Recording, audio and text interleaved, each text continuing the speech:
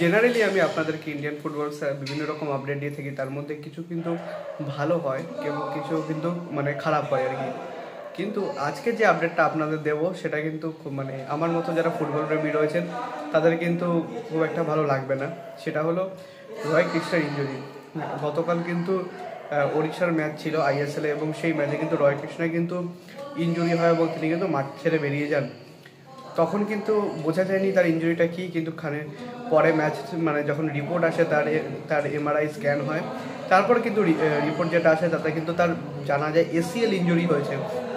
আর ACL injury যে কী ভয়াবহ, এক একটা প্লেয়ারের কিন্তু কেরিয়ার শেষ করে দিতে পারে। উদাহরণস্বরূপ আপনারা কিন্তু নেইমারের কথা দেখতে পারেন এবং লাস্ট সিজনে কিন্তু আশিক রুনিয়ানের কিন্তু একই সেম ইনজুরি হয়েছিল। এবার যাদের রিকভারি পাওয়ার ভালো থাকে তারা কিন্তু এইসব ইনজুরি থেকে রিকভারি করে যায়, কিন্তু বাট মানে সবার কিন্তু সেই সক্ষমতা থাকে না। আর তার উপর রয় কৃষ্ণের যে বয়সটা 37 বছর বয়স, সেটাও কিন্তু একটা বড় ফ্যাক্টর এই ক্ষেত্রে। তো অনেকেই কিন্তু মনে করছেন যে রয় কৃষ্ণাকে হয়তো এই বছর তো হয় নাই, নেক্সট সিজনে হয়তো রয় কৃষ্ণাকে আর আইএসএলের মধ্যে দেখতে পাবো না। বাট এটা মানে পুরোপুরি আমি বলবো না সঠিক, কারণ বার্থোলোমিও ওগবেচে তিনিও কিন্তু 39 বছর অবধি আইএসএলে খেলে গেছেন। ফেরেন কোরোমিনাস তিনিও কিন্তু প্রায় 40 বছর অবধি কিন্তু আইএসএলে খেলেছেন। তো সুতরাং এখনই কিন্তু বলা যাচ্ছে না, হয়তো বা স্ট্রংলি কিন্তু রয় কৃষ্ণা কিন্তু নেক্সট সিজনে ফিরে আসতেই পারেন, বাট এই সিজনে তারা কিন্তু মানে ফেরার চান্স কিন্তু একদমই নেই।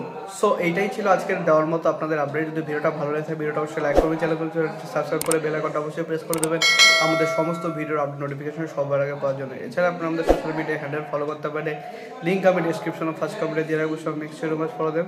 সেখানে ছোটোখাটো কিছু আপডেট আমি দেওয়ার চেষ্টা করি। আর দেখা হচ্ছে পরে ভিডিওতে। আপাতত bye bye, glory glory man United.